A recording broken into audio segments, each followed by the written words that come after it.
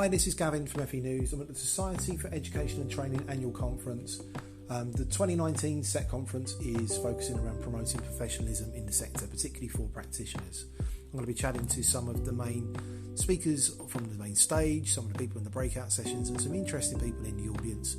So join me as we explore promoting professionalism in the sector. Hi, I'm David Russell. I'm the Chief Executive of the ETF. So David, can we talk about the election and what that could mean for practitioners and ways forward that they should be thinking for 2020 and how to deliver excellence? Yeah, it's a tricky question, isn't it? Looks like one of the most unpredictable elections we've ever had, so it's quite speculative, thinking what it might mean for FE policy, but let's have a go, because it's always fun. So some things won't change. I think one of the big things that the ETF is focused on is T-levels and preparing the FE workforce to teach T-levels successfully. Now, you can never be sure, but my money would be on T-levels continuing very strongly post-election, whatever happens. And the reason I say that is I think they have cross-party support. There will always be critiques and criticism about details of design or details of implementation, but broadly I think everyone's bought into the idea that a new high status technical qualification is a good thing as long as it's implemented sensitively and carefully and doesn't do any collateral damage along the way. So I think T-levels will probably stay whatever happens, and I think that momentum will continue.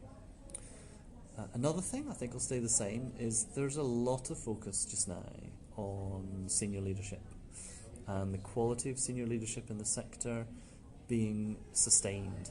So there's anxiety about the succession planning. Is there enough talent coming through to replace the leaders we have at the moment? Because the job of running an institution in FE is just getting tougher and tougher. So I think that will remain a theme. And the ETF will continue to do hopefully more and more work on leadership development. Other things more up for grabs. So English and maths. The English and maths reset policy, very contested, quite controversial. Some people strongly support it. Some people really don't like it at all, don't think it's the right policy. I think that could change. I think if there were to be a change of government, it probably would change. But even if there isn't a change of government, it's possible that a new set of ministers might take a different view on it. So that's one to watch. My own view on that is that one of the most damaging things that politicians can do is keep moving the goalposts, keep changing things. And quite often, I would say, you have to have quite a high bar to reach before you want to change something.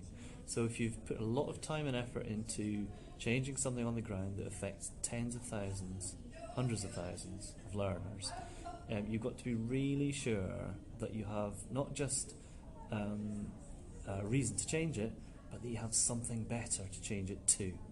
This is the big thing. It's easy to criticise a policy, but you have to be clear that you have something better that you can move to without causing too much cost and dismay along the way. So a bit less policy change would be a good thing from my perspective. Apart from that, there's lots of thinking about lifelong learning now coming out of the Labour Party, which is quite exciting. I think lifelong learning is such a powerful concept. It ebbs and flows in terms of its political popularity, but I hope that it will come back very strongly whatever happens in the election, because often that's the way. One party might take up an idea, but then it becomes more mainstream again and everybody talks about it. So I'm quite excited about the idea that lifelong learning might become more of a priority, and lifelong learning not just about retraining, with when the economy changes, if we don't have the same supply of skilled and semi-skilled labour post-Brexit, but also lifelong learning in the sense of education as well as retraining. I'm quite excited about that as well. So I think more continuity than change, but also lots of possibility for positive change.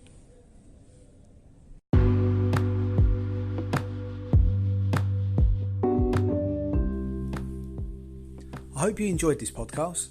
Why not click subscribe so you can be informed when the latest Next Individual podcasts or podcast mini-series from FE News are going to be released.